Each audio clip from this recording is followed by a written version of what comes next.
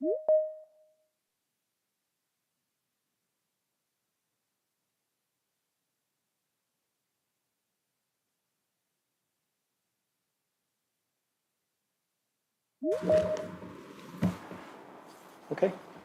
Evening, everyone. Welcome to the much anticipated July executive meeting. We've got a full agenda, having backed a few things up from June. So I hope you've got your duvets and some snacks with you. Might be here for a while. Actually, in that vein, if we could try and proceed at a fair speed on the things that potentially are less controversial, and then spend the time on the things that are more controversial, notwithstanding members and specifically executive members' rights. One thing maybe to note before I forget, and thank you Councillor Garrett for raising it earlier, is there are a number of things on the agenda that normally would go to PNF first, but as people would know, the general election got called, so we've done a bit of jiggery-pokery there, and they will probably proceed later. Unfortunately, that probably means they go in a less timely manner and probably for note rather than anything else at that stage, but I'm sure we'll catch up on the next quarterly cycle. Is that correct, Councillor Garrett? Yeah. So thank you for your forbearance there. Quote unquote, not our fault on that one. If we could start with apologies for absence, please. Thank you, Chair. There are no apologies. Okay, and are we good with the minutes of the previous meeting, 18th of June? Mm-hmm. Agreed, thank you. I shall do the business on that in a second. Any item 3, declarations of interest, anything people want to note with respect to tonight's agenda? No, I think we're all good. And obviously, if anybody spots anything retrospectively, then we can adjust and be flexible at the time. Where do you want me to sign this? Oh, here, right. Very good. Okay, so we move swiftly on to questions by members. If we, again, could keep them short and sweet and one question each, and then we'll go around the houses as required. Stopwatch at ready, Mr. Stevens. Any questions? Councillor Rowland, please. Thank you, Chairman. Can I ask whether the Council has started to consider the government's determination on adjusting planning legislation, working out what it would be, some of the major issues it might be concerned with, the management of social housing in relation to its, I know it's coming up at another meeting in the future in relation to Accent, but its general management of social housing, and the functioning of Thames Water within its boundaries, which I agree, I understand that it's being looked at as well. Has the Council been looking at the ways in which it might be particularising and summarising its intent when these documents are published? Because they're coming in the future. Perfect. Could you just press your button? Thank you. I think you've managed to press Jane's as well, Councillor McGrath's as well. Would you mind all this? Yeah, thank you. So there were 3 there, so well done on being first out of the blocks and breaking the rules straight away. On Thames Water, I think we'll leave that to bodies with more competency than perhaps potentially us. Not that we're not competent, but they have competency for those areas, particularly the regulatory framework. As people know, we've sent a number of letters to express our disappointment about the way that that's been managed and our limited powers. I think we've probably exhausted as far as we can go there. With respect to your question on housing, it was a question I in terms of the implications of the new government for planning and housing related matters. It was a question I raised, and I think there was a summary went into the local plan meeting by Mr. Chinner. I don't know whether Councillor Ashby or Mr. Chinner want to comment on that, or both. Only comment I would like to make before we get into detail is obviously at last week's discussion on the local plan, we made a point of saying we are aware from the Chancellor's announcement on changes to planning regulations, and particularly with a consultation to revamp the MPPF. The detail behind that we don't know yet. We haven't, to my knowledge, yet been invited to take part in that consultation. So once we are invited to take part, we will know what they're consulting upon. And we made the decision at full council not to delay the publication of our local plan, to wait for that information, because it may be several months before it's available. So we have got a watching brief over what comes out of the new government. But until we have the detail, it's very difficult at the moment to second guess. I don't know if you want to add anything, Mr. Chinier, to that. I think Councillor Ashbury, I think you've answered all the relevant points. I think we're in the hands of the government to release the new policies, new legislation. So once we know more, we'll update council accordingly and bring an update to an executive meeting in the future. Thank you, Mr. Chinner and Councillor Ashby and Councillor Rowlands for your questions. Yes, we look forward with the eagerness as to what the implications could be from those proposed changes, which are just at the headline level at the moment. Questions from other members?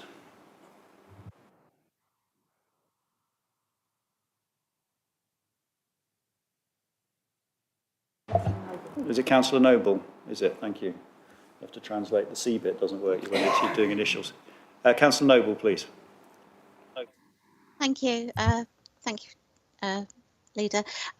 Just a question, really. I know that grass cutting isn't our remit at Borough, but in view of the problems that we've experienced on the Lightwater bypass with the height of the overgrown verges that have now been cut, but poorly, some 3 weeks after the original due date for cutting. It was deferred from the 7th to the 14th to the 21st and eventually on the 28th of June. Are there any plans to bring Surrey County Council to account, maybe in external partnerships, to see if we can get an improved cut on the public spaces within the borough, please? Thank you, Councillor Noble. Thanks, Councillor Noble. I think that's been tried a few times. I think they have declined our requests. I might be wrong, but I think that's the case. I'll check with Councillor Lee. There was a discussion at Surrey Leaders, was it last Friday? Time flies when you're having fun. Perhaps, Mr. Stevens, you could just update members on what we gleaned in that discussion, please. Thank you, Leader. Thank you, Councillor Noble. The Leader's correct. There was a conversation last Friday at Surrey Leaders where we prompted a discussion around the benefits of perhaps more synergies around grass cutting. So making sure that we had proper dialogue with county and other partners who maintain land that's immediately adjacent to us, such as housing providers. That's something that's going to be taken away, and hopefully those conversations will progress. I think ultimately the challenge will always be that 4 cuts per annum is always going to cause problems around this time of year where you've got warm weather and wet weather coinciding. But it's certainly a conversation that we are keen to take further. I think that's all I can really say at this point, other than the Leader is correct. We have invited representatives of the County Council to External Partnership Select Committee. There has subsequently been a change of staff, so we will reopen that invitation. It's probably one of these things where we're at the tail end of the problem and then it's going to happen again next year. But in the meantime, we need to keep the focus on trying to improve the process going forward. Councillor Ashby, please. Yeah, sorry, if you remember last month I raised this at last month's executive as an issue. It kind of then got done in my ward, and I'm now starting to get complaints again that it is overdue once again for the July cut. So it is important, I think, that we keep the pressure on Surrey to adhere to the schedules that it has committed to, because we're not getting the service that I think our residents deserve. Agreed. Thank you, Councillor Ashby. I think we need to try and see if we can improve the overall process as well, so we send lawnmowers down one lawnmower down the road at one time and not keep sending different lawnmowers to cut different bits of grass. But we'll come back to that next season, no doubt. But yeah, you're right to highlight the fact they're still behind on various things. Any other questions from members? Gosh, okay. We shall move swiftly on. Thank you. Digital Planning Improvement Fund. I think this is with you, Councillor Ashbury. Yes, thank you. Accessing planning information using our current system can be cumbersome and time-consuming. Improving our digital offering will facilitate quicker access to the data in the planning system for use by all stakeholders, especially our residents. The planning function has applied for and been successful and received a grant from central government to make this happen, and this paper really seeks approval for this money to be spent creating a digital offering that will improve access to this service for all users.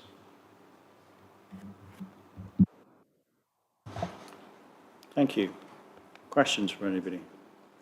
Please, Councillor Mears. Thank you. Just some clarity for me. Is this paper asking for authorisation to spend that £100,000 or an additional £100,000 on top of the funding for a project totalling £200,000 or just the original £100,000? Yeah, thank you for your question, Councillor Mears. Because of the size of the amount of money, we have to create a budget to spend, which is the £100,000. The £100,000 that we will be spending has already been received from central government. It's just to facilitate our process. So where it says it's match funded, it means it's fully funded by the grant, and it is not 100,000 from us and 100,000. It's the way the process has to run because of the amount of money we have received. So that I think answers, and if I look to our financial experts if I've got that wrong. Thank you, Councillor Ashbury. No, you've actually got it right. It's the way we budget in local authorities is that we don't work on a bottom line process. We have an expenditure budget and an income budget or a grant budget coming in. The grant budget coming in, we get the money in, but in order to spend it, we have to create a budget that allows people to spend the money. So it's just the creation of the expenditure budget matched by the money that's already come in. So, yeah. Councillor Cloak, please. Thank you. I just had a question about what this will look like in practice, because I use these portals quite a lot at work, and most councils have pretty much the platform that we currently have. So what additional benefits is this going to bring, and are any other councils using this new platform at the moment? It's not new.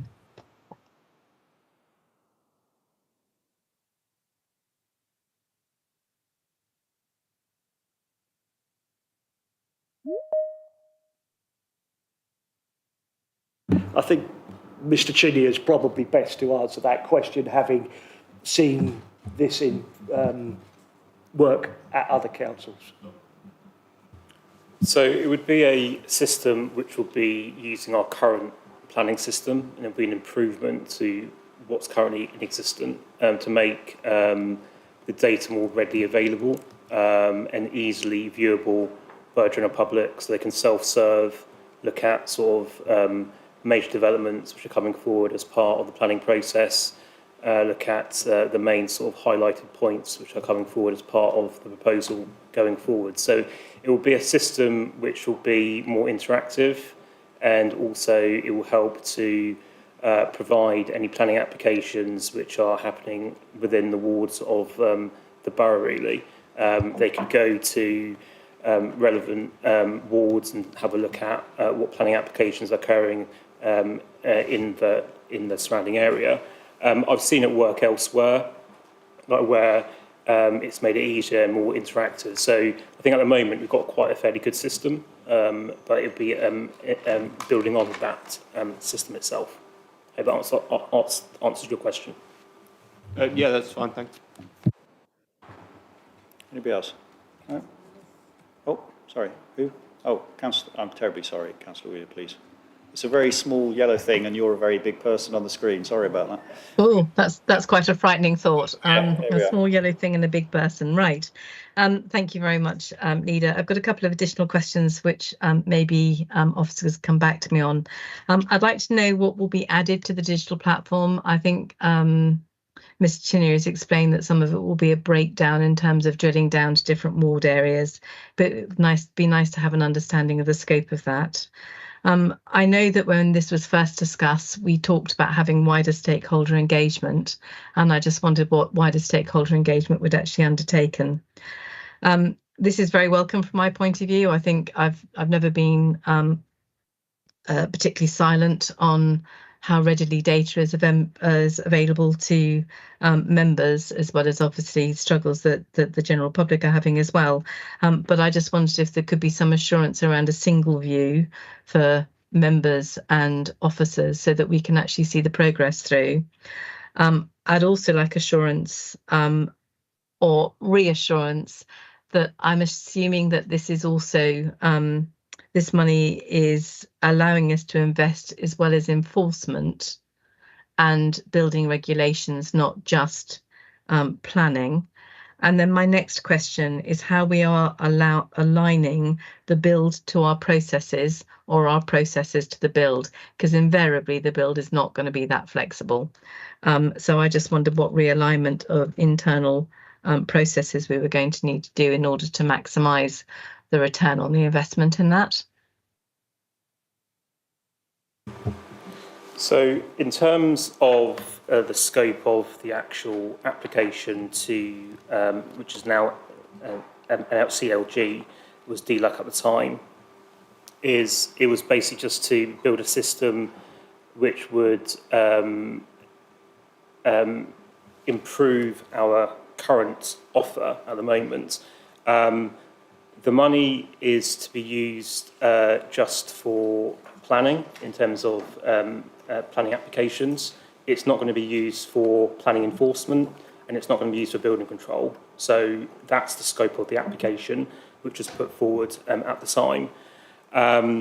So in terms of the scope of the work, this would obviously need to go through a procurement process, and the scope of work would effectively create an interactive map of the borough using our existing data sets in terms of our GIS system, which is really good at the moment, and it will be building on that in terms of any applications which come forward in the local area. It could also be used for any sort of consultations in the future, which are ongoing. As you know, potentially early next year, we'll be going to examination public for the local plan. So residents could go onto the system and have a look when this is happening. So that's the sort of proposal I'm looking to put forward. It would have to be scoped out essentially, and it would go out to procurement, and we'll need to get tenders back in to actually do that piece of work. In terms of providing progress reports, obviously I will go through Councillor Ashbury to provide progress reports and also provide updates to ICT as well, who are going to be partners in terms of us and assisting us in this process as well going forward. So that's assurances I can give to members in terms of the project plan going forwards. Thank you. Just as a supplementary, if I may, very quickly, is it integrated with Uniform? Yes, that's the intention. Yeah. Thank you. Okay, if we could be quick, please, Councillor Garrett. It's totally quick, it's totally unrelated. We are hearing the speakers on the screen really loudly, and I'm struggling to hear you. I don't know if we can tweak that a little bit. Thank you. Not a complaint that's heard very often, Councillor Garrett, but happy for that feedback. Thank you. I'll turn up the volume, shall I? Yeah, no, I'm sure. Thank you. Thank you. Councillor Lewis, Councillor Lewis, let's try again. Councillor Mears. Thank you very much, Leader. With lots of software platforms advertising themselves as sort of software services with long-term licensing rolling costs, If you identify in your project that this is going to incur ongoing costs, are there mechanisms in place to bring it back to authorise that sort of ongoing CapEx, OPEX? My understanding from the paper was some of the money was going to be held back for ongoing costs. Was that correct? Because it's a front end, effectively, isn't it, that we're doing? We're putting a new front end on an old back end. Councillor Ashbury? Yes, that's correct. So, like, we're not going to spend the whole amount of money just on his project. There's going to be some money kept aside for future maintenance in terms of that going forwards. That's correct. Okay, we're going to thank you, Councillor Mears. We're going to, Mr. Chinner as well. We're going to move on. This isn't our biggest decision tonight. It's an exciting opportunity for innovation in the borough, and hopefully we'll end up with a successful project that will be the envy of the other boroughs around us, and they'll look to replicate in due course. That's the intention, I think, of this innovation pot that's been provided to us. So, is the executive happy with the resolution recommendation as documented? Agreed. Very good. Okay, let's move on to item 7, the homeless and rough sleeping strategy, which Councillor Ashbury has, I think, inherited mid-flow due to the portfolio rejiggling from May. And I think you might have a supporter up there as well, so that's good. Over to you, Councillor Ashbury, please. Thank you. Under the Homelessness Act, the Council is mandated to have a strategic approach to tackling and preventing homelessness through the development of a homelessness strategy, which should be based on a review of all forms of homelessness in the borough and must be renewed every 5 years. This strategy was last renewed in 2019, and the paper brought forward this evening details the strategy that the housing team will be taking over the period 2024 to 28, and includes a detailed action plan to tackle all causes of homelessness.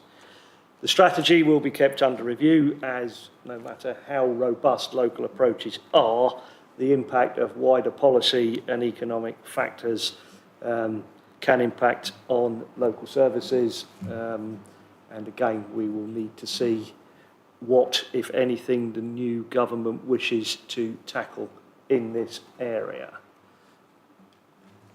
Thank you. Thank you, Councillor Ashbury. Questions? Councillor Garrett. Thank you, Leader. In view of the fact that, as you quite rightly say, we've got lots on tonight, I've actually sent some questions in advance, but I will ask 2 of those questions here, and I've already warned Councillor Ashbury. First one is Lawrence Lodge, because obviously we appreciate that Lawrence Lodge is a use for our emergency housing, as we all know, and we also know that they've got 18 months and then they're going to knock it down, if they knock it down in 18 months. So I've got concerns about that and where we move forward. And I think my bigger concern, to be fair, is page 43, reference to formula changing. I know that it's up in the air right now. We're waiting for something to filter down from the new government.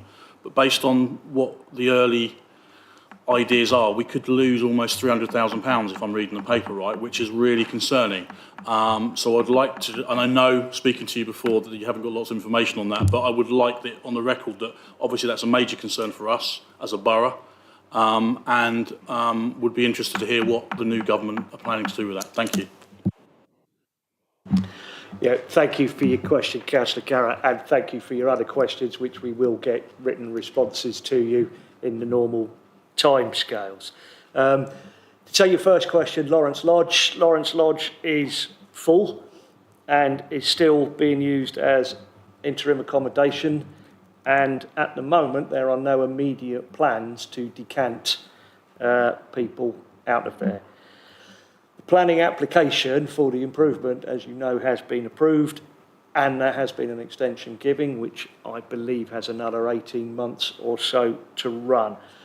Currently, the housing team are working with consultants to look at alternative interim accommodation options ahead of Lawrence Lodge no longer being available, and then we will see, once it gets developed, what options there are based upon that. So it's very much a work in progress at the moment. Obviously, we'll keep everyone informed as we go through that process. Coming to your other question, we are dependent, as it says in the paper, on a lot of grant funding for a lot of the work that the housing team do. Now, obviously, we would like to see that grant funding continue so we can continue doing some of the prevention work that the team are doing, which will prevent people from becoming homeless in the first instance. I think the simple answer to the question is the one that we all fear, is if those grants were all pulled and we no longer had that grant funding, we would have to review the offering and probably revert to a service that literally looked at providing statutory services only.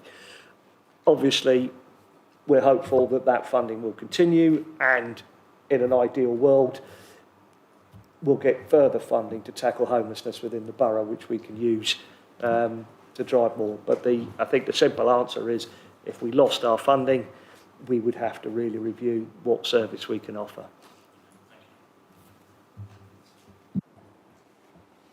Other questions?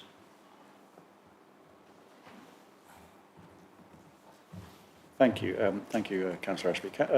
Councillor Rowlands, please. Yeah, can I just ask if I'm a bit unclear of what our principal housing provider, Accent, what role the council is anticipating they're going to play in any new developments which are taking place, because we can go so far, but we can't go perhaps as far as we might like to do. There's also a question about a lot of people are getting into this situation through intentional homelessness, making themselves homeless intentionally. I've had cases where people dispute this. I wonder if we're going to have a look at that again as an interpretation of not really being able to do anything for people who fall into that position, as a way out of that. And there was a phrase here about a rent choices scheme. I just wondered what that was, and the first time I've ever come across it. Thank you.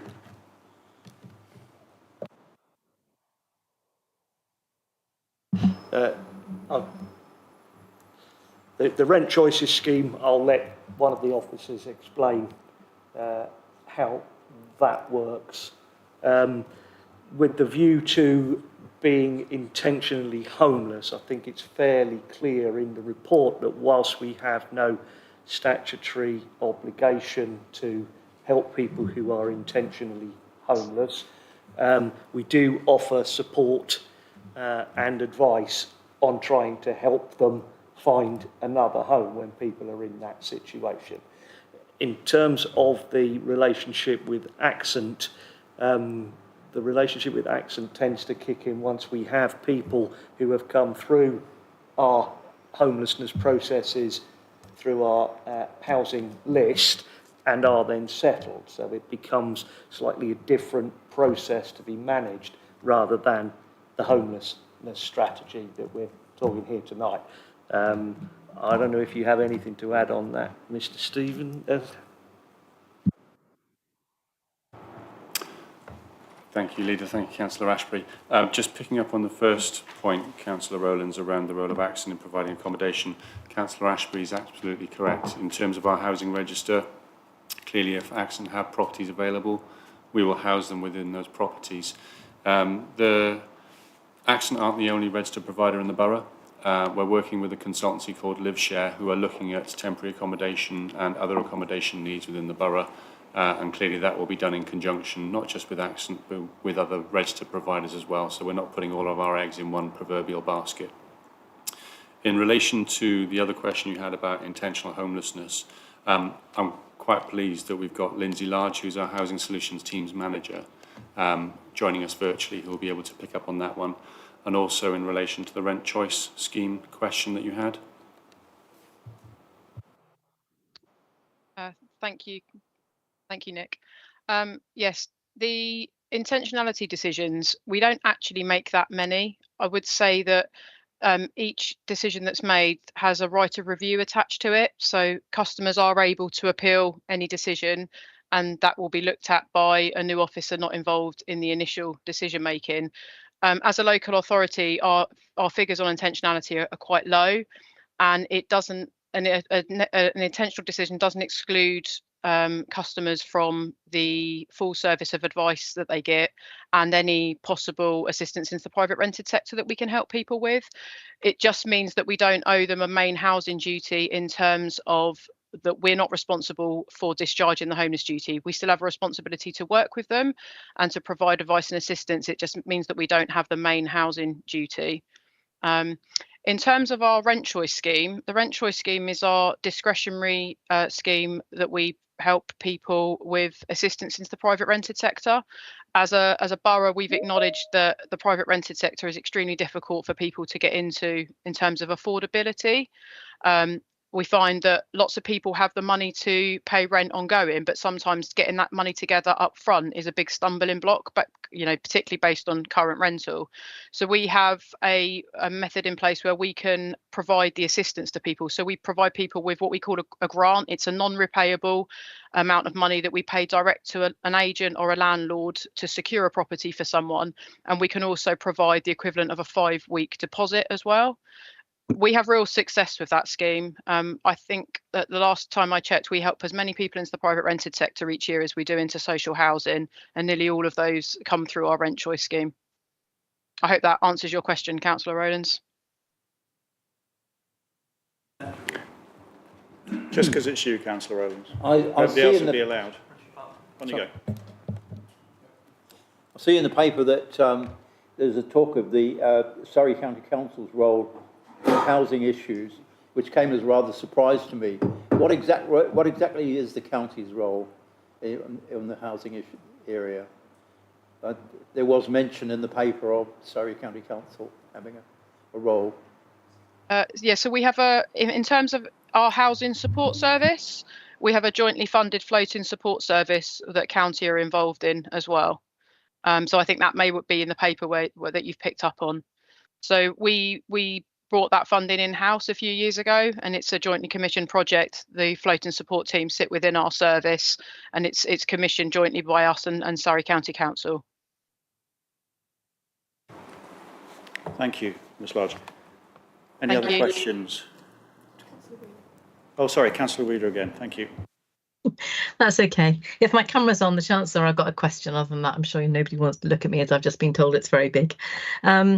I just wondered, and I don't know if it's to do with the financial year and when it comes through, but the cost per night for our bed and breakfast accommodation seems to increase from £62 to £175 a night. Have we changed where we are sending people to? Are the figures maybe slightly adrift, or do we report in a different year to the year with the number of nights? So I've worked it out very simply by dividing the cost from the number of nights accommodation in B&B provided. Yeah, I'm happy to take this one again. We have had to look at different providers. So I don't know how much you will know about housing, but historically we've used providers out of borough. A large provider that we had actually sold all of his properties last year. So we've been looking at alternative options that are a bit closer to home. They're in neighbouring boroughs. Costs change depending on the size of the household. So most accommodation providers charge nightly, depending on size. So it could be single, it could be a family. The second figure you gave of 100 and something, I think that might be wrong, because that immediately doesn't seem true to me. No, it seemed very large, Lindsay, in terms of a jump. But that's if you take what's quoted in our figures and divide it by the number of nights, that's what it comes to. Yeah, we have seen accommodation charges go up, and it also depends on who the provider is and where they are. But I'm happy to go away and look at that again for you, because my initial thought is that might be wrong, but I would want to check with Clive. No worries. Very good, thank you. Yeah, this is a massive issue for the country as a whole. I don't know if some of you remember, but our colleague, our Liberal Democratic colleague, Councillor Stephen Holt, organised a homelessness session last October, I think it was, which unfortunately, due to the potential proximity of the general election, I think started to not get completely bipartisan support. However, it highlighted the numbers that are staying, numbers of homeless that are around the country, and the rising costs, as Ms. Large commented on there. We are extremely lucky with the team that we have and the tremendous work they're doing, and we're extremely grateful for the work they're doing, and also the work the partners are doing in support of them as well. So if there's one thing I want you to take away and pass on to Mr. Jinham, who can't join us today, Jinham, who can't join us today, it is that, please, back to the team. I'm sure we would all agree the team is doing a fantastic job at trying to not just do our strategy duties, but try and help people in need to address them at their hour of need as well. So if we could move on to the resolution, recommendation, sorry. And it was a big document as well, this one. Wasn't lacking in detail. But it's a big topic, an important topic. So is the executive happy with the recommendation as listed, documented? Yeah, agreed? Thank you. Could I just request that the answers that go back to Councillor Garrett go back to all councillors, because I think they were excellent questions that were raised that would be important to see, and perhaps that question that Councillor Wheeler raised as well, when that gets doubled, we could add that to the list. Is that okay, Councillor Ashbury? Yeah, that's perfectly okay. We'll make Very sure good. that's done. And thank you, Councillor Garrett, for your list of questions, very helpful. Okay, we move on to service family accommodation. Councillor Feenan-Cook, please. Thank you, Leader. As the local authority, we've been approached by the Ministry of Defence to support further under the Afghan Relocation and Assistance Scheme. The Ministry of Defence are using Mears as their contractor to identify accommodation sourced through the private rental market in the borough. The scheme is very important because it supports families who had to flee from Afghanistan, in the main due to the assistance they gave to the British and American services during their campaigns within the country. Those families are currently living in unsuitable and short-term accommodation and need more secure, longer-term accommodation in order to settle and better integrate into our community. This is a fully funded scheme, and the amount of funding per person is laid out within the paper. The recommendation is to support 5 families, which can be met within the existing resources and so will not involve the council in direct costs. Should more families need support within Surrey Heath, this decision will be delegated to the head of HR, Performance and Resources, who is the current head of service responsible for the scheme, and in consultation with myself and the Family Support Manager. It should be stressed that whilst there is no obligation on the council to participate, if the families cannot be rehoused successfully, then either the MOD may insist that they are placed within hotel accommodation, or they may become homeless, at which point we may be compelled to assist them. Both would result in increased costs and in reputational damage, bearing in mind that these vulnerable people have helped the United Kingdom at great cost to themselves. And so the resolution is before you, and I ask that you consider it. Thank you very much. Any questions or comments? Please, Councillor Cope. Yeah, just a quick one, and I've only just spotted this, and it's on the first read through. The report says wards affected, St Paul's ward. Is that because the properties are located in that ward? Please. Thank you, Councillor Cope. It's an error in the paper, so please disregard that. Any other questions? Just a clarification question from my side, if that's okay, which is very much agree with the recommendation. It talks about delegation to yourselves, the 2 nominated parties, should we expand the scheme. Do you have any idea when you might take that review? I'm not going to hold you to a specific date, but is it in a year's time, 6 months' time, 2 years' time? What's your thoughts there? I'm happy to pass this one to Emily. My view is that we see how we go with the families that we've got, and we measure that against the demand, and we would take a considered view then. I think, Emily, you have a steer on how long you would want to be running the scheme for before you committed further. Yeah, so my suggestion would be for a 12-month period and then review, so we've got an understanding of the family's needs within the borough and whether it's going to be manageable to take further families. Very good. I would just ask that we don't need a formal report on it or anything, just that we get an update to councillors in due course how that's gone, perhaps in members' briefing or something similar. And if you are then increasing the scheme, you just keep us aware. Obviously, under delegated powers, you carry on. I think, from my perspective, it speaks for itself. I think 9.2b summarises some of the support that these people gave to our armed forces, but 9.2a I think is extremely powerful as well, and I think I know everybody in this room well enough by now to know that assisting UK efforts in Afghanistan and stood up for values such as democracy, women's rights, freedom of speech, the rule of law, and vulnerable people, including women and girls at risk, and members of minority groups at risk, is something everybody will support us making sure we do our fair share in. So thank you for bringing this proposal forward. In terms of the executive, are we happy with the recommendation, to agree the recommendation as documented? Agreed. Agreed, thank you. Okay.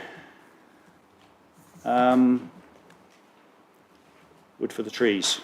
Councillor Ashbury, item 9, TPO Task and Finish Group. Yeah, thank you. In response to the petition presented to Council on the 21st of February this year, a task and finish group was set up to review the Area Tree Preservation Order 11/86 covering the Wellington Park area of Camberley. The task and finish group met and conducted its work, and I would like to pass on my thanks to everyone who was involved in that, in making sure that we were able to bring a resolution to this piece of work. We're a little later than we originally planned because the general election got in the way. But tonight we are presenting the findings of the task and finish group together with a costed recommendation to conduct a full review of the TPO in question. So I will open it up to questions.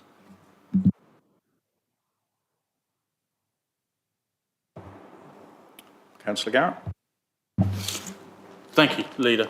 I just got a question referenced the £40,000. So we're going to have to pay for a tree specialist. I'm going to say that because I can never say that word. A tree specialist to do the work. We already employ a tree specialist, I believe. So, brilliant. So I just need to understand why we need to employ another tree specialist, and we then need to employ administrator for 6 months as well. So is that all the £40,000 is another tree specialist and the admin? Is that correct? You're correct in that's what the money in the paper is asking for.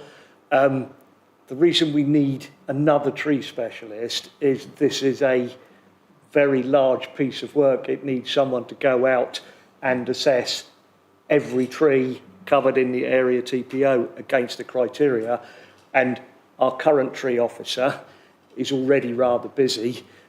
So kind of, if we tried to tag that onto that officer's work, the timescales would become open-ended and unmanageable.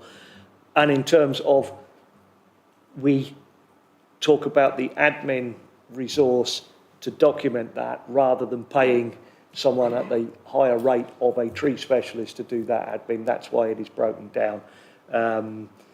Now, when we went out as part of the task and finish group to look at the costs of a specialist to carry out the assessment, these were the costs that came back.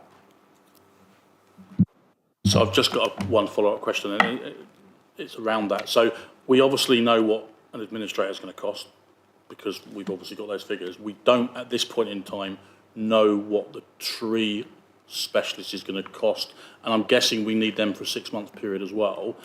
Are you going to have to, if that comes in more than what the difference is between 40,000 and 18,502, are you going to have to come back again, or will you be able to go ahead?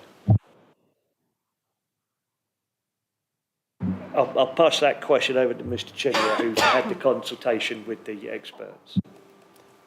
Thank you, Councillor Garrett, for your question. So if you go to section 5.6 of the report, there's obviously a contingency which has been factored into that process. And obviously, if it is agreed tonight, we would have to go out to procurement as well in terms of that process. So we've included that as part of the process as well. Okay.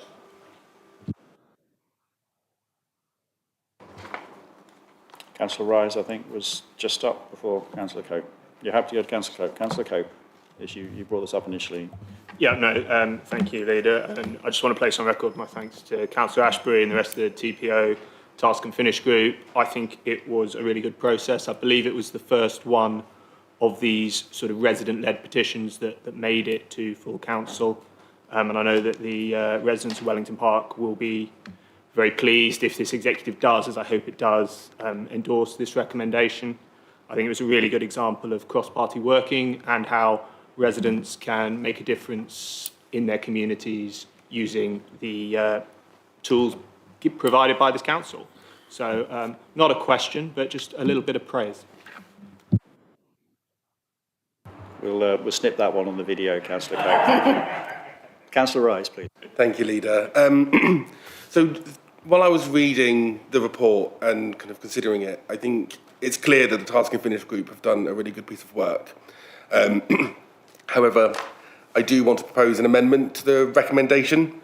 I have provided members of the executive copies of the text as well as to the chief executive as well and to Democratic Services. I'd first like to thank the Task and Finish group, as I have, that carried out the work and congratulate Councillor Cope for bringing forward the motion to Council. I think it, as he just said, it's really important to see and really good to see that level of resident engagement. Upon reading the report, it is clear to me that there needs to be a full review of all area tree preserve orders that we have in place in Surrey Heath. And while the petition and Task and Finish group was guided by a specific area, I think that the work that the Task and Finish group has done warrants a fuller review. It's not my intention with my amendment to delay any outcome specifically related to Wellington Park and TPO 11/86. And the amendment I am proposing specifically puts that review and that work first as set out by the Task and Finish group. In short, I will go through the amendment shortly. My amendment would extend the work of the Task and Finish group to cover a review of all area TPOs in Surrey Heath. Essentially because from my reading of the report is that there was a clear guidance that area TPOs should be reviewed on a more regular basis, and therefore if we limit this to just one TPO as set out in the recommendation, I fear that we will find ourselves back here at a later date having to do the same work again. And I think it would make sense to just slightly amend the report, the recommendation to include all of that in line with best practices while ensuring that Wellington Park is the pilot case for the review. As I said, I don't want there to be further delays to an already delayed process. So my proposal would read that the executive is resolved to one, all trees subject to the area tree preservation orders across the borough be reviewed. This includes trees under private ownership and trees managed by Surrey Heath Borough Council or Surrey County Council. 2, the amenity of trees, the on-site data collection should be carried out using Tempo. 3, that the preparation of costs and timing for the rollout of this full review to be developed by the Head of Planning, Housing, Enforcement and Parking in consultation with the portfolio holder for Homes, Planning and Enforcement in discussion with the Task and Finish group and presented to the Executive at the September meeting at the latest. Thank you, Councillor Ashby. And 4, Wellington Park will be the pilot area TPO to be assessed in line with the timescales proposed by the Task and Finish group. That's my amendment, and I'll leave it there. I hope I've made the case. Thank you. Yeah, maybe just while the colleagues are reading the amendment, if I could just summarise what I think I heard, which is that we endorse the intent of the Task and Finish group. We thank them for their work. This problem has occurred over decades, and I don't think it was done in any intentional way by any party, and I'm sure the relevant residents would have had this in their conveyancing when they took on their properties, that potentially their houses were impacted by an area TPO. Nevertheless, it is best practice that these things get reviewed, which is what the initial petition recommended. And we, I think, if I remember correctly, we tried to support Councillor Cope in bringing that forward at the time by a little bit of flexibility here and there. And what we are saying is that if we're going to pick up this can rather than kick it down the road, which is our intent, that we do it holistically for the whole borough, so that all the areas that are potentially impacted by this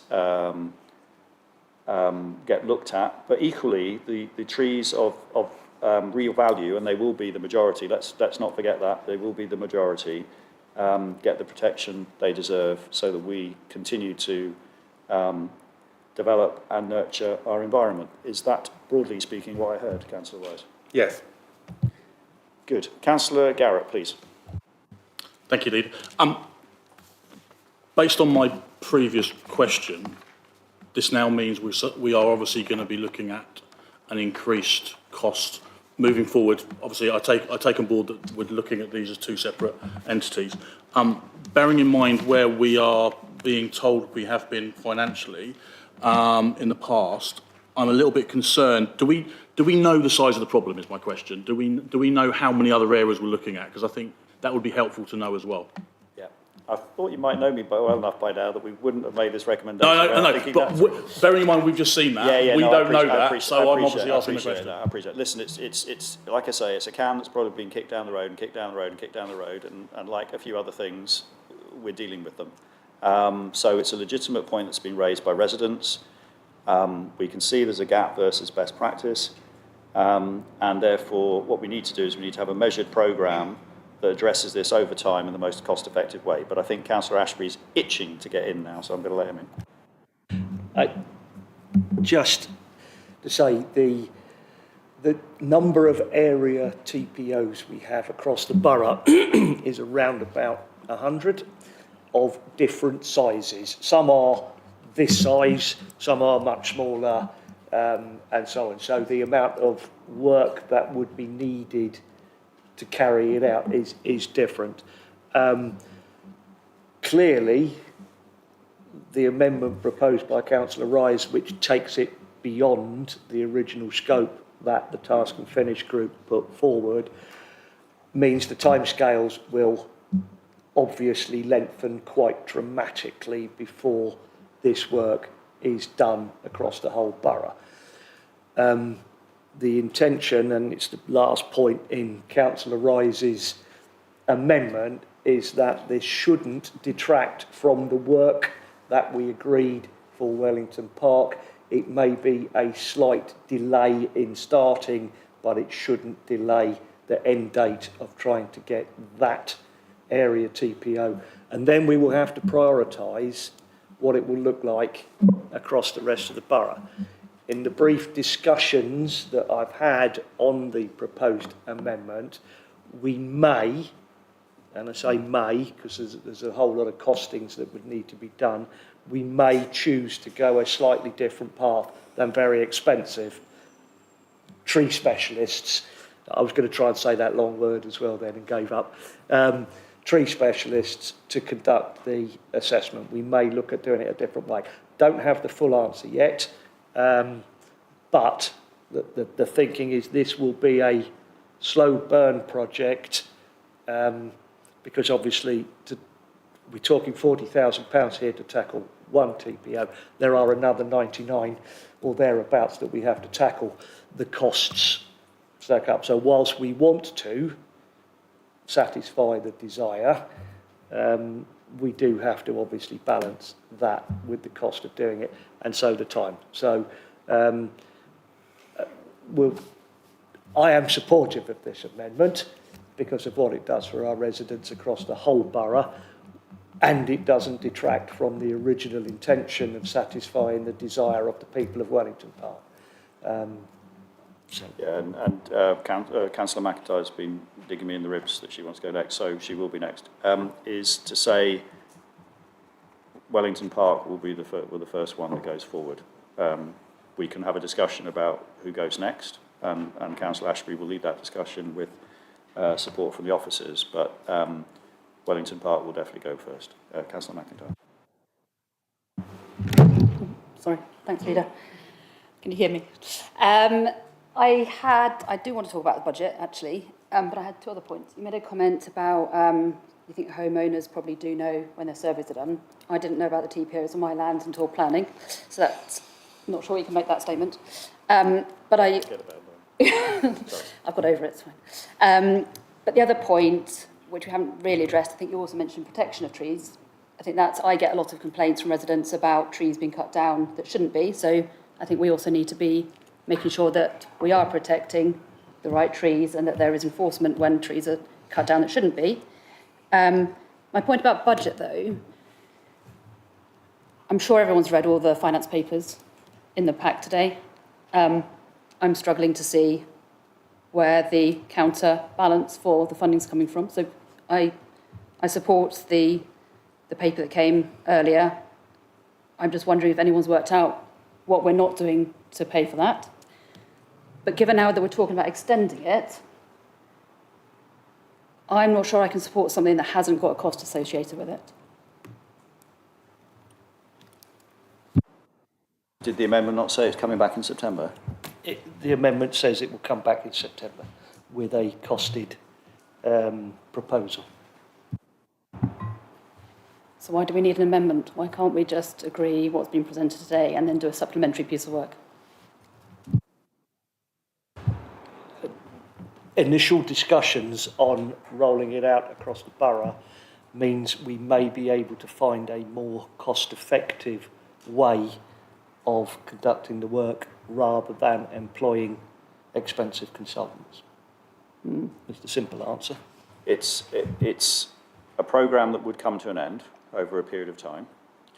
I think the second thing is that in the principle that we have as an administration, which we've all discussed as an executive, and we brought to this group and to full council, is that users will pay. Ideally, we would want to do that in this situation. However, the legislation is such that you can't do that. So you cannot charge for tree-related activities. So we're rather snookered there. So it's a question of whether we respond to legitimate resident concerns or not. And I think the feedback from the TPO Task and Finish group is that we should. And the advice from the officers is there is a more cost-effective way of doing it if we take a little bit of time to suss that out, and then we come back for a final decision when we see that. So I fully accept all that, agree with all the principles, but we still don't have the money budgeted for, and we've got a massive gap. So my question is, what are we not doing to fund it?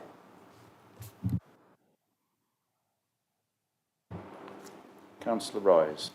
Well, I can't answer that specific question. But what I will just kind of refer Councillor McIntyre to is the reason for the amendment is that in the recommendation point 4 is that the review would only apply to Wellington Park, and it then specifically says not to be rolled out to include any other tree preservation orders in the borough. So the reason why, and I have had this discussion with Councillor Ashbury, is that recommendation would then limit us to spending £40,000 on one TPO. I fully accept the point you're making is that there is currently no cost, but in my amendment it does say that that officers will need to put together a budget cost to be brought back to executive for approval. So it's essentially my amendment is trying to turn this review into a wider review, and I appreciate there will be associated costs, but I think that would be a worthwhile piece of work, and also then directs officers to put that budget in. So they will have to answer the counterbalance.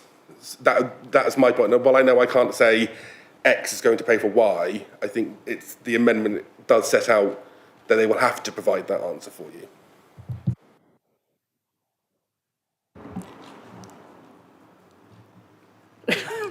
Thank you.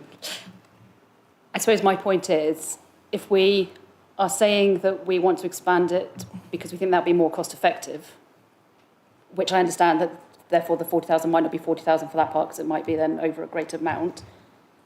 If we're not doing that piece of work and it'll come back in September, and we're not going to commit to it until then, what that means for timescales and how we're going to get the cost efficiency out of that. I'm missing something in the process somewhere, I think, is the overall summary. I don't think you're missing anything in the process. I think we're saying this is an unbudgeted cost that we are bringing to executive.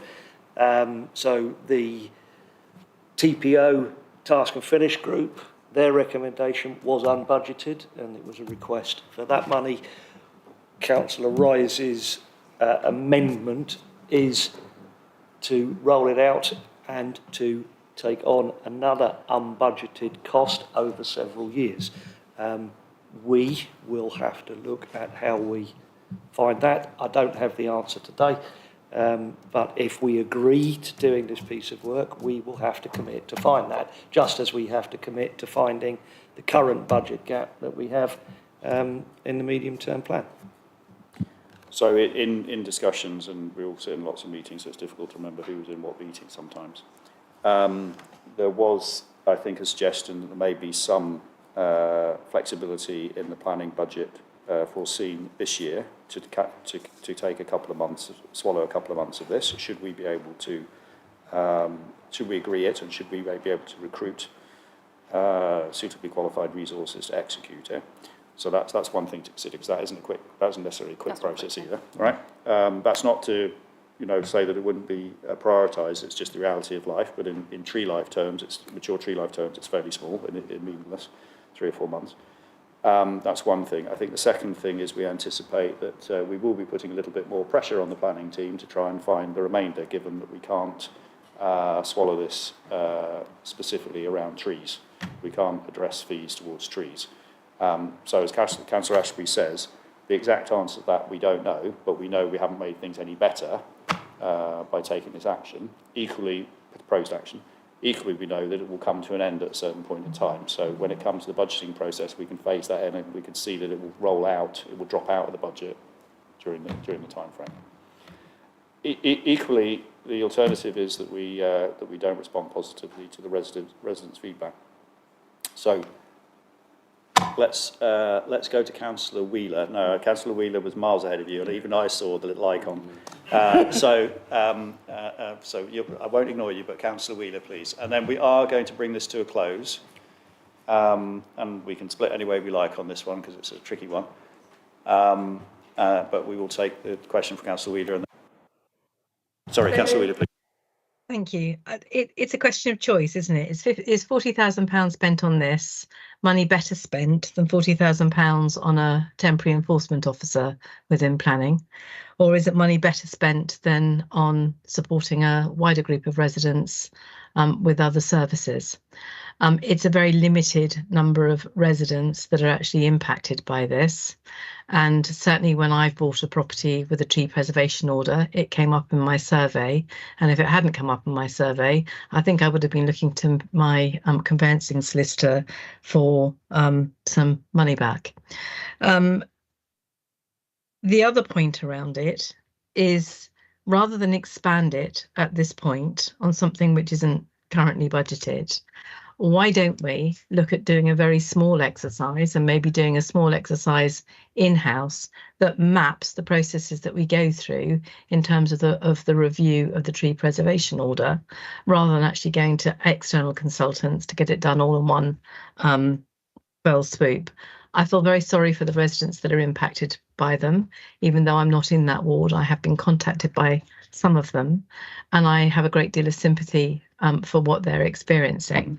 It's not my decision. I'm pleased it's not my decision, because I certainly, unfortunately, wouldn't be able to support when everything we spend is a choice to not spend it on something else, to approve this expenditure on the impact of a very small number of residents currently at a huge cost.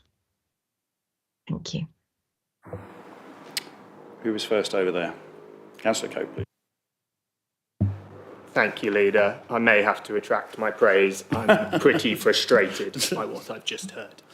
We are only talking about this today because of the residents in Wellington Park, in St Paul's Ward, who went round and got the necessary signatures that this council asked for to get a change.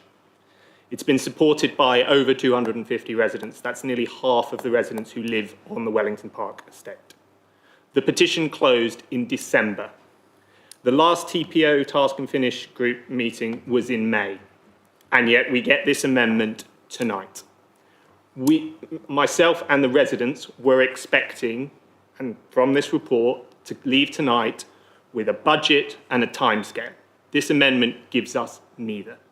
I appreciate that we may want to look at a wider review, but the fact is, what residents asked for and what the petition called for was specific to this TPO.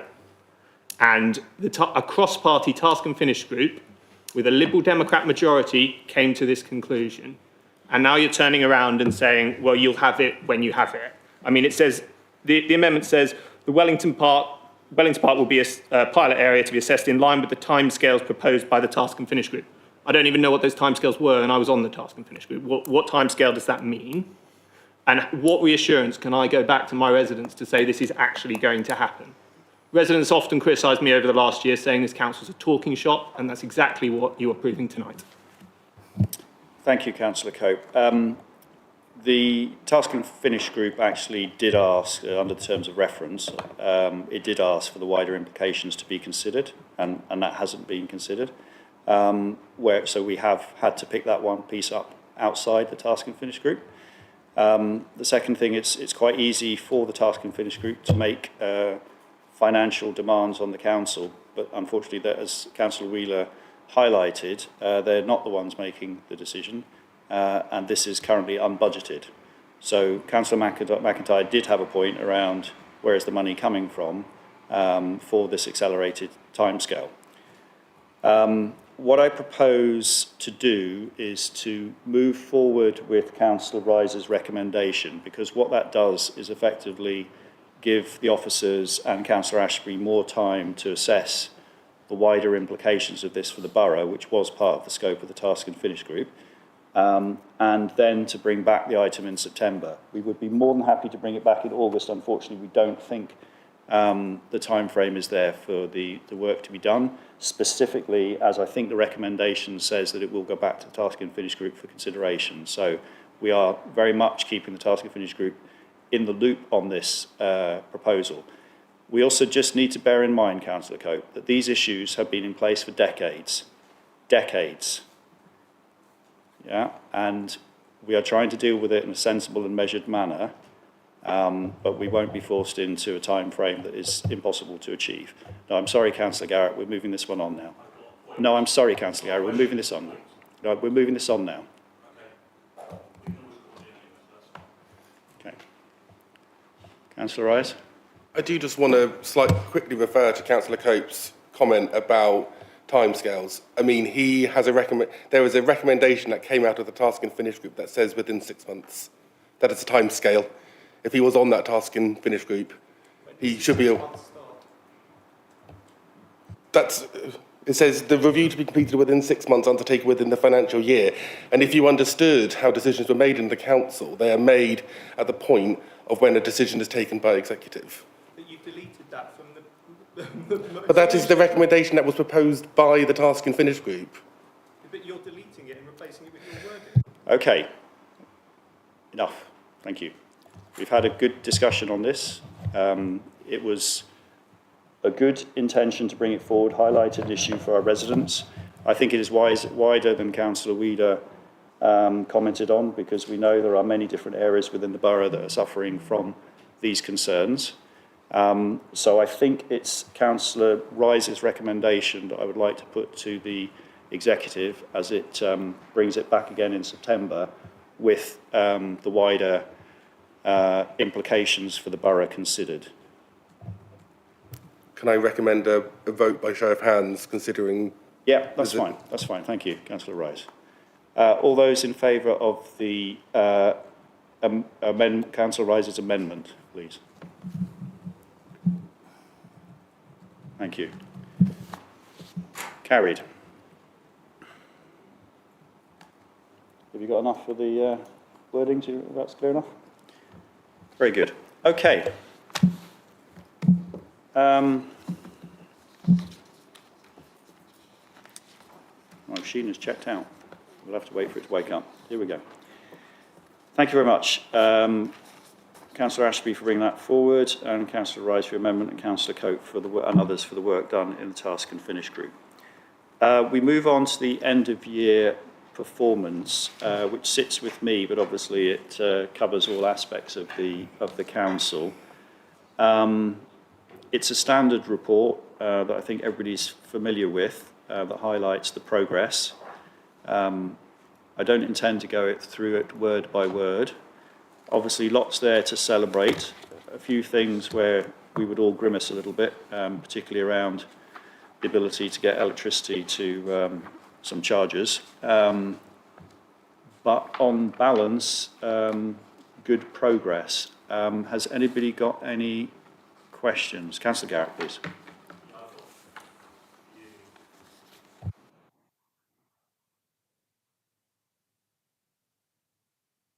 Sorry, Councillor Garrett, could you press the... Sorry, I've got a few and I might hold back on some of them because otherwise we could be here all night.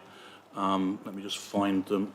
You're welcome to send in a few afterwards if you want, yeah? I was thinking about it, but I suddenly realised that they're going to be on the P&F anyway, so you'd have already had them. But I will bring up a couple of points that were made to me.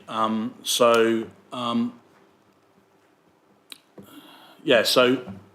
page 114, EN 06 and 07. So it's really around the ongoing saga with car parking, EV chargers in Bagshot car park. Do we know when that's going to happen?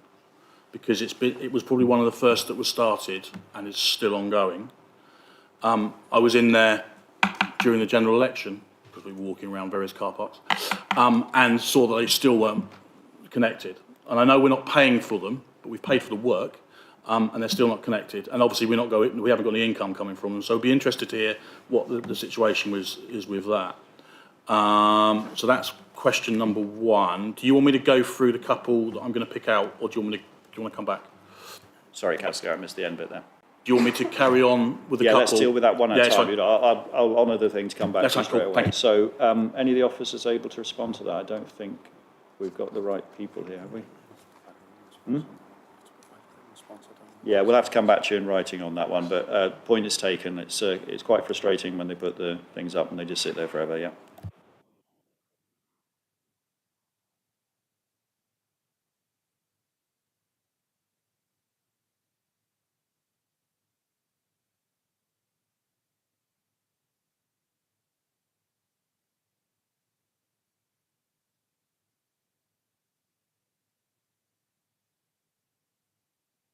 I just realised I'm not on. So that was page 120, household waste.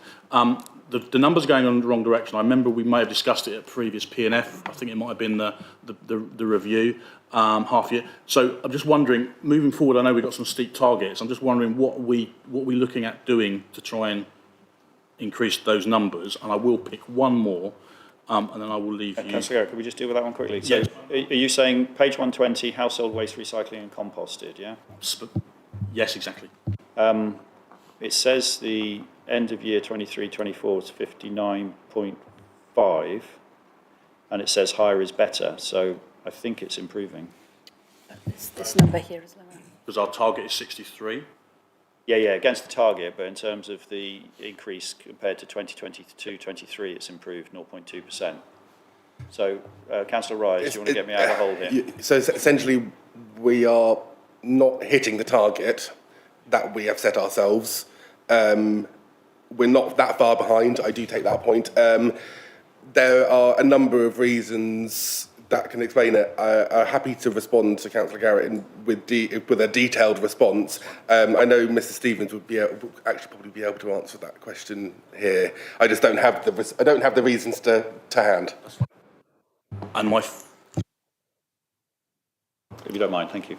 I'm certain that Joint Waste Solutions can give you a very comprehensive response, Councillor Rise. This is one that we talk about on a quarterly basis, and it's reflected nationally in terms of residual waste quantities and recyclate as well. So it's not just Surrey Heath. We have a 63% target because it's aspirational. I think we're quite confident that we are pushing as much as we possibly can to try and achieve that, but clearly resident behaviour is a challenge. We would like people to recycle more. In fact, we'd like people not to generate the waste in the first place. And that's where we're reliant on Surrey Environment Partnership to do the work on our behalf. They do an incredibly good job across all of Surrey. However, it does seem to be an ongoing challenge. We know that there are requirements in terms of the waste reforms that we are facing, but we are confident that we will meet at least the first two objectives, and we acknowledge nationally there's work to do to achieve the rest. But can I just check while we're on this point though? So the report to me says that we are improving. It's just we're not reaching the target that we're setting for ourselves. Is that fair? Yes. And can I just clarify this end of year 23-24 thing that says 59.5? What does that refer to? That's the figure as we see it. However, it's not where there. Sorry. Apologies, Leader. These are the figures that have been reported to us through Joint Waste Solutions. So this is us checking our tonnage. However, it needs to be verified through a national system, which is why it's not fully agreed. Okay, so it's provisional data at this point. So maybe better picture than the report is currently showing at 58.8. That's right. Okay, thank you, Councillor Garrett. Please, no, Councillor Garrett going again, I think. Oh, right, go on then, if it's on the Do you just want, sorry, Councillor Garrett, just on that point, because I just want to refer him to the next one, which is the residual waste per household, which is well below our target. So while we're seeing we're not quite hitting our recycling and kind of composting target, we're not seeing that go into general waste. Yeah. So it's very strange kind of. People aren't necessarily recycling more, but they're not putting more waste into their general waste bins. Thank you. And my point, I think, was I know that, as I think Mr. Stevens alluded to, the figures are going to be quite high moving forward, and that was the concern. My last question, and I'm sure this won't come as any surprise to Mr. Stevens, is page 112, playground replacement at Whitmore Road. Now, I know Councillor White has been working on this. I know she's been a councillor for many years, and I don't think it's all the time she's been a councillor, but I think certainly for the last 3 or 4 years. And I know I always see the statement on here that we're in conversation with county, and we always seem to be in conversation with county. Is there any light at the end of this tunnel? By the way, I'm speaking on behalf of Councillor White because she's at Parish Council tonight, so I thought I'd ask the question for her. Yeah, I also spotted that, Councillor Garrett, and I spotted it because they blew up the bridge, as you know, and that stopped the young people of Bagshot being able to access the country park where they had other park facility. So it very much was the intention that we tried to accelerate that. I did take the lead with Surrey County Council, my equivalent Surrey County Council, before Christmas and got a positive response. So I had anticipated things had moved along. And then when I saw this report, I did my equivalent of hitting the roof, though hopefully the officers saw it came across diplomatically to say, where are we going with this? So perhaps we can have to update where we've got to, because I think we've done a bit of a 360 in terms of the final legal solution. So 180, sorry. Thank you, Leader. Thank you, Councillor Garrett. I'm grateful to our colleagues in Gavin Ramtahal's legal team and also our Green Spaces officers for pursuing this doggedly for what feels like an age. I think certainly as long as I've been here, and clearly a lot longer than that. We are at the point where we are pushing this so hard with our colleagues at Surrey County Council that our own legal services have actually drafted the lease, which isn't typical. And we've done that to try and progress matters because clearly we are really, really keen to get this play space resolved. Our Green Spaces team are in regular contact, as are our legal services, with their colleagues at County, but unfortunately we're not at the point of resolving this. The most recent correspondence I saw was yesterday, and that again was our legal team just trying to pursue our county colleagues to resolve this for everyone's mutual interest. This comes to P&F in September. What do we reckon? Thank you for the question, Councillor Garrett. I am the eternal optimist. And as a realist, I say not a chance. So, yeah, we need to make this happen. So if there is anything the officers need from me, I will do it any time, any place, anywhere, to quote Bacardi, I think, to put my effort into getting this across the line for the people impacted. It cannot be the case that they rebuild a bridge across the M3, demolish a bridge and put a new bridge in before we can sort out a lease to do a part the size of a postage stamp. Not acceptable. So we need to get this one across the line, and would welcome any support from the Conservative ranks, because I seem to remember you guys are in charge of the County Council at the moment. I'm as frustrated with county on a number of things, including Moss. Okay, so that's a no then. Right, okay. But so we have, was it, the enemy of my enemy is my friend. Right, moving on. So, anything else on this report? Please, Councillor Mears. Thank you very much, Leader. Page 150, the indicator, the number of people parking. I note that in Q4, we saw quite a sharp decrease in the number of parking events compared to the previous 3 quarters, which remained quite similar. And I note that the petition signed by almost 2,000 people was also launched in Q4. Pardon this awful pun, but I think people are parking their disappointment elsewhere, and we're reading the empty spaces in this report. What are the council doing to attract people to Surrey Heath, use our parking and increase our revenue? Was there a question in there? I missed it. What is Surrey Heath doing to bring people back to Surrey Heath after putting them off with extortionate car parking charges? Yeah, so I think we're muddling up things here, because I think the implementation of the parking charges was actually after this report, so there is no impact in this report from that. I think traditionally Q4, which is after Christmas, would be a quiet period for parking, because everybody obviously rushes off to do the Christmas shopping at the last minute. So I don't think that's an issue in this report, Councillor Mears. We have, I think, a separate review around car parking that's coming forward in September. Is it coming here, or is it going to Mr. Garrett, Councillor Garrett? Or both, probably. Full council. Going to PNF. It's going somewhere anyway. We'll bring that data back to you, and we'll be able to see what the implications are of the fairly modest charges that have been put through to make sure that the users pay and we don't cross-subsidise people that use the car park and people that don't use the car park. They use bike, they might walk. Why should they actually pay for people parking in the car park? Okay, any others? No? Okay, so thank you to the team, Ms. Kipping, and I don't know whether Ms. Bainbridge is online, doesn't look like it, for coordinating all of this. Yeah? That's fine, we let people off for good behaviour, don't we? Yeah, excellent.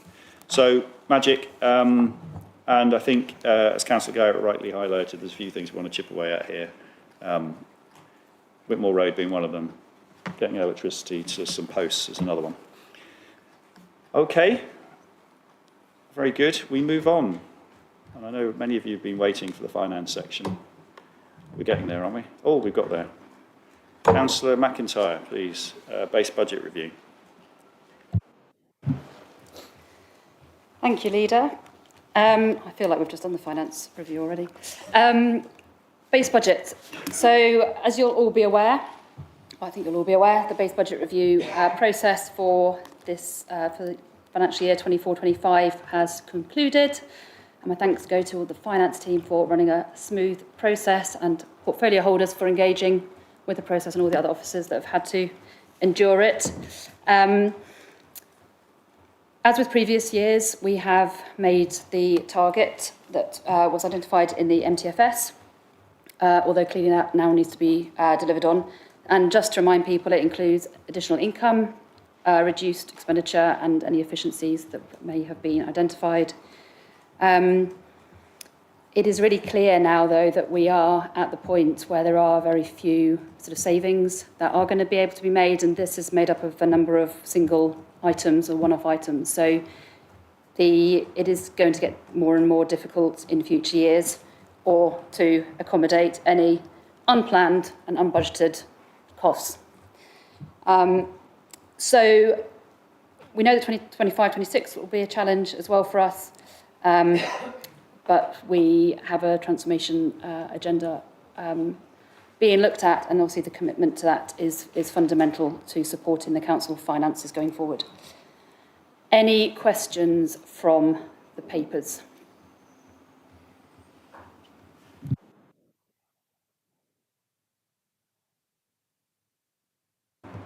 Please, Councillor Mears.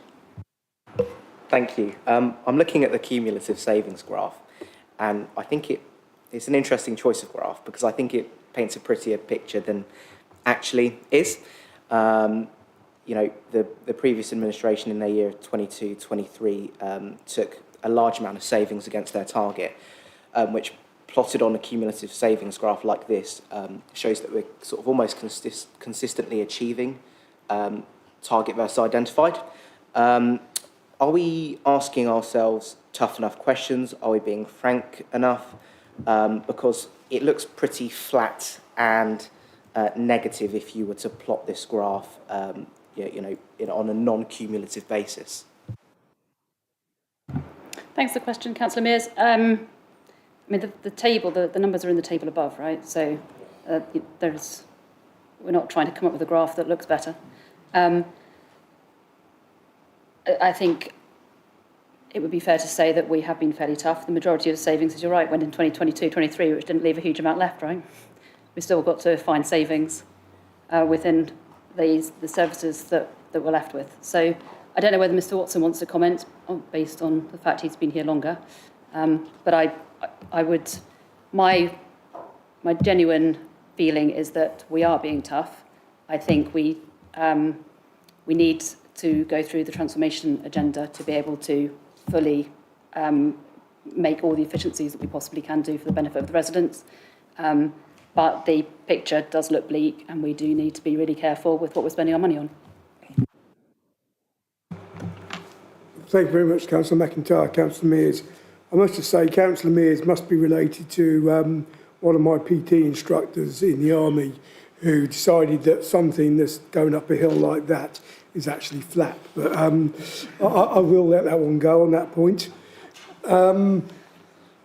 Yes, I mean, you see the graph there, and you see potentially when we start getting into the future years, it does tend to decrease the gradient somewhat. Certainly not flatlining, but that's the side of thing. And that's because at this point in time, we've been taking the impact and the achieved savings identified in each of the financial years in place. The ones going on to 25, 26, 26, 27 were actually the future projections going on. And that's why the target flattens out and the identified still does. I think the key point is that year on year on year, we've had a slightly smaller target to meet because as we're taking more efficiencies out, and as a council, these have been achieved almost across the board without any reduction significantly to services to residents. What we're now starting to see is that these will get harder and harder to identify going forward. So there is a harder task going in. But as I say, we've achieved it year on year, and we've actually overachieved it across the period. Just, Mr. Watson, could you remind me, I think we took out £4.5 million from the budget this year, which was substantially more than anything that had been done before. Is my memory correct? Your memory is spot on, Leader. Yes, the efficiencies identified during the budget setting, not the base budget review, was £4.5 million. Now, if you're going to be pedantic, 400,000 of those were actually in the base budget review part of it as a target. But no, as a council, we took them out. And unfortunately, that was just standing still with the high rates of inflation that we're running with during the budget setting period. But we did a massive piece of work to take out that level of efficiencies and savings. Yes. Thank you. And I think the other thing of note is that if we hadn't implemented the modest car parking increases to ensure the maintenance and investment that was required, that we inherited, then that target would have doubled, I think, from 400,000 to 800,000 to get back to the same number. So things are always a bit of a balancing act when you're in making the decisions. Councillor Rise, please. Thank you, Leader. Does Councillor McIntyre agree with me that when we're criticised for raising parking charges and then in the next breath say we're not being tough enough, gives us a bit of a mixed message from members of the opposition? I think there are difficult decisions to be made, and we need to increase income and we need to reduce costs. So I would agree the two messages do somewhat fly in the face of each other. Councillor Garrett, please. That's the role of opposition. Okay. Lighter note. So page 185, environment and community.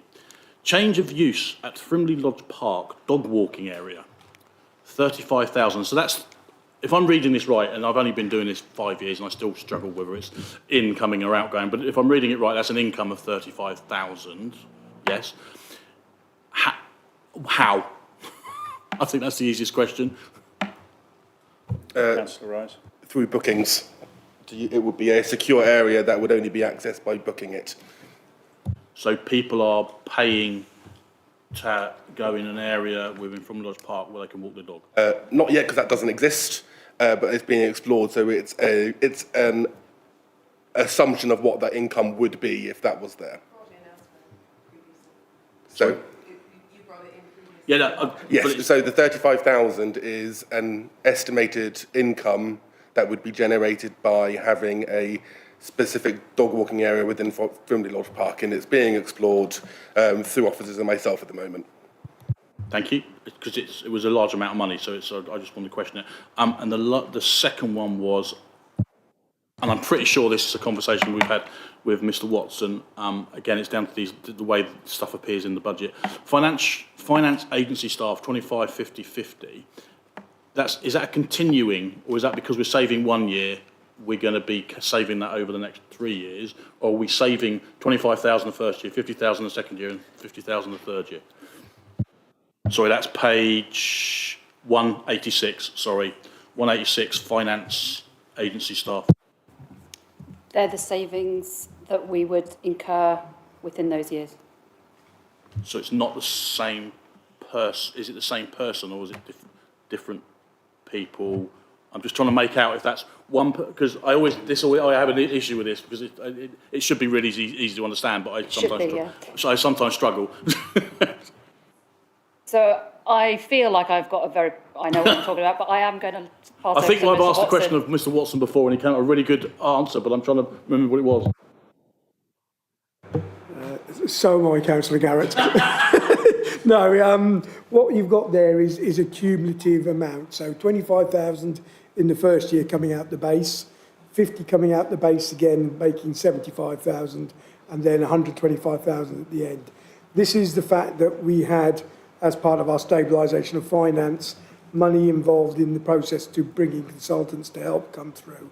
And it's a prudent estimate of what we'll be taking out because we no longer need it. I believe, given the quality of the team that I now have in and the speed we're delivering on the deliverables that we're required to do, that may be further advanced. But as a cautious finance person, I'll never give you all in the first year. Okay, we're going to move on. Thank you, Mr. Watson. Are we happy with the recommendation as resolved, Executive? Agreed? Thank you. Okay, revenue budget outturn report. Surprising turn of events. Councillor McIntyre. Thank you, Leader. Just to be clear, these reports should have come to PNF first, so they will come back. Just want to make that clear. Right, revenue outturn report for 23-24. Delighted that we're underspent for the direct cost of services of just under £1 million. Overall, however, there is an overspend of £2 million, which is to do with the the sustained high interest rates, which we still endure. And they came in at £3.5 million over budget. The detail for underspends and overspends is in the paper. There's also 6 items that we're proposing to carry forward into 24-25, which total 136,000. Again, details in the paper. Any comments?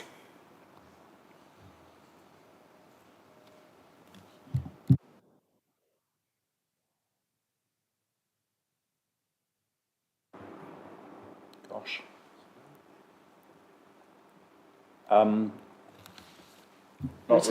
Not really a comment, more a request. Is the interest payable was clearly huge, and it was dramatically over budget, which is putting down our reserves further, particularly the interest equalisation reserves.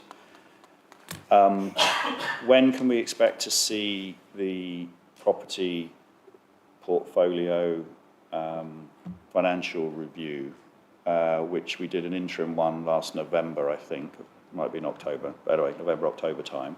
When can we expect to see the full year one with the allocated cost back? And I know you get quivers down the back of your spine when I say things like that, because it's not linked to assets, but you know where I'm coming from.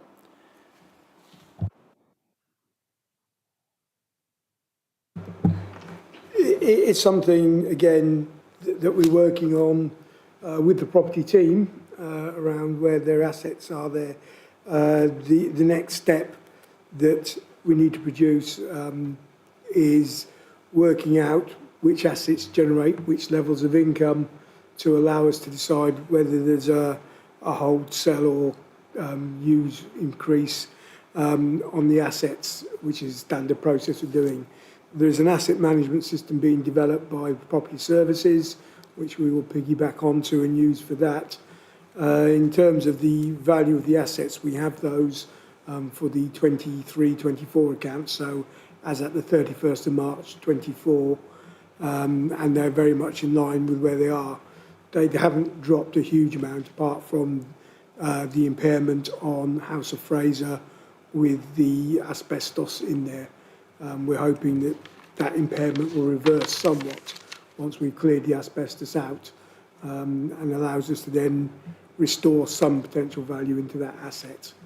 In terms of when, it's very much a discussion with the property team and seeing where they can get to on that. Okay, perhaps you could come back to me offline within the next week or so, just the two of you, just to confirm, and obviously to Chief Exec as well, just to confirm when we would see the updating of that report. And I think last time it was kind of work in progress, so I think we want to take it to the next level, which is very much what Ms Worsfold has been doing as she approaches all of these things. And then we can get some insight into exactly how the portfolio as a whole is performing and the individual segments as well. Because clearly these numbers are not great, and it would be good to be transparent with the residents as to what holding some of this property is costing us. Yeah. Certainly, and that will form a key part of the budget setting process that we are kicking off in the next month as well. So yeah, we'll make sure that's at the early start of it, just so we can get the work done and work through. Fair enough. I feel like I'm on a hobby horse there. Good. Okay. Again, thank you to the team for the work on this one. I may not have said it for previous ones, but please make sure that the thanks is articulated back. Certainly, this one's very comprehensive, and I think a lot more detailed, maybe in terms of some of the reserves and various other things that have been both increased and decreased related to various activities. So thank you to Ms Worsfold and the team. I think was it Ryan? I've forgotten who did this one. It was Ryan, yeah. Mr Jenkinson for his work as well. Okay, so are we happy to agree the recommendation? Thank you. Last but not least, the one everybody loves, the capital outturn report, the one I don't understand very well. Councillor McIntyre, I'm so pleased you're back. Nice to be back, Leader. Right, capital outturn report for 2023-24. Again, so you'll probably recognise some of these figures from the budget setting that we undertook previously. Actual expenditure is 4.6 million, with 6.3 million reprofiled into this year's budget. all the details in paragraph 1.2. Out of the remaining, close to 5 million, the proposal is to reprofile another 2.3 million to complete the projects, which you will see the detail in the appendix. Any questions?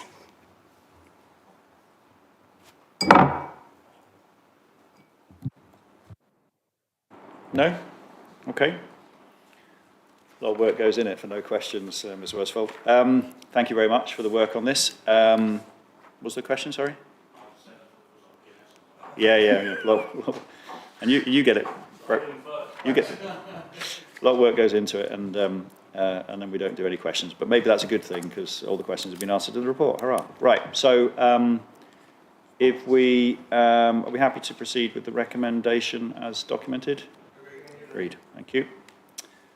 So now we say farewell to our adoring crowds of public viewers as we go into two exempt items.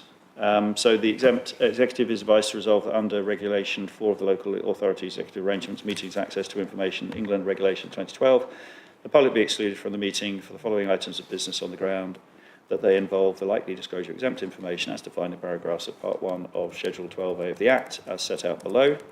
Item 15, paragraph 3, information relating to financial or business affairs of any particular person, including the authority holding that information. Item 16, paragraph 3, information relating to the financial or business affairs of any particular person, including the authority holding that information. Are we so agreed?